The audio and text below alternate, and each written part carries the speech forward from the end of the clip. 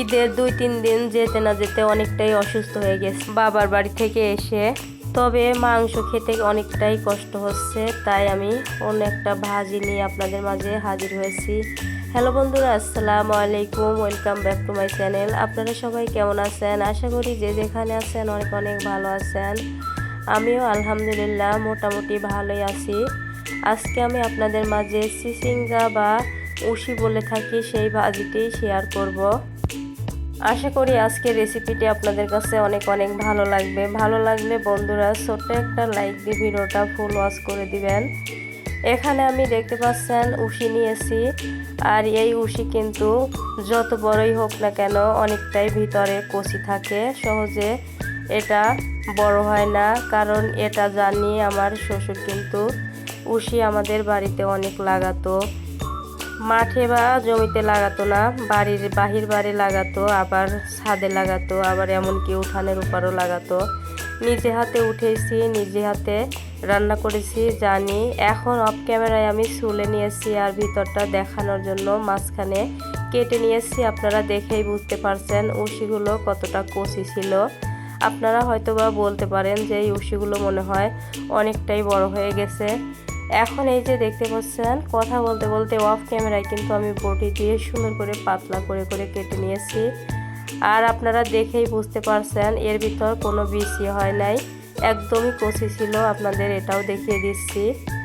তবে আমার ভিডিওটা যে যেখান থেকে অন করছেন প্লিজ ভাই বোনেরা ছোট্ট একটা লাইক দিয়ে ভিডিওটা ফুল কন্টিনিউ করে দিবেন। কারণ আমি অনেকটাই অসুস্থ, আমার ভয়েস শুনে বা হয়তো বুঝতে পারছেন অনেকটাই আমার ঠান্ডা লেগেছে। এখানে আমি পেঁয়াজ নিয়েছি, কাঁচামরিচ নিয়েছি, কিছু রসুন কোয়া নিয়েছি, আর কয়েকটা শুকনো মরিচ ছোটো করে কেটে নিয়েছি।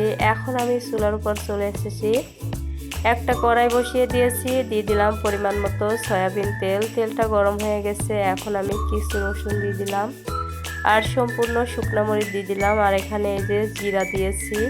তবে আপনারা এখানে পাঁচফোড়ন দিয়ে ভাজতে পারেন। অনেকের পরিবারে কিন্তু পাঁচফোড়নটা খায় না, আমারও কিন্তু এরকমই। আমার ভালো লাগলে কি হবে, পরিবারের সবাই যদি না খায় তাহলে তো সেটা দিয়ে রান্না করলে রান্নাটাই মাটি। এখন 2-3 মিনিটের মতো উশিটা দিয়ে নাড়াচাড়া করে নিলাম। এখন আমি দিয়ে দিয়েছি পেঁয়াজ কুচি, বাদবাকি রসুন কুচি আর মরিচ কুচি, দিয়ে দিলাম লবণ, হলুদের গুঁড়া।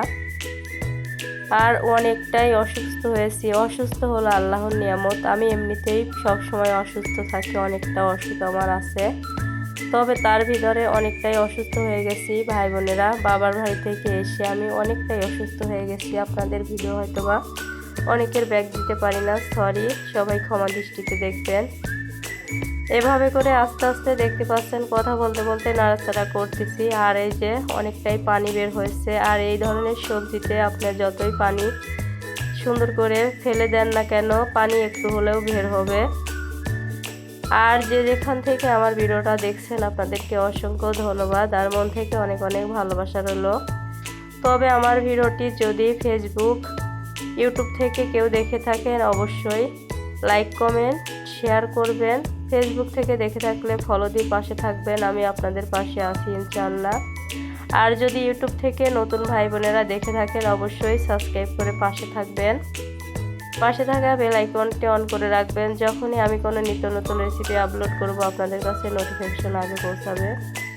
কথা বলতে বলতে দেখতে পাচ্ছেন ভাজিটা কিন্তু অনেকটাই হয়ে এসেছে। এই যে মাঝখানে আমি একটু জায়গা করে আমি অফ ক্যামেরায় একটা ডিম ভেঙে রেখে দিয়েছিলাম, সেই ডিমটা দিয়ে দিয়েছি। আপনারা দেখে বুঝতে পারছেন, তবে বলতে পারি নাই কথা বলতে বলতে।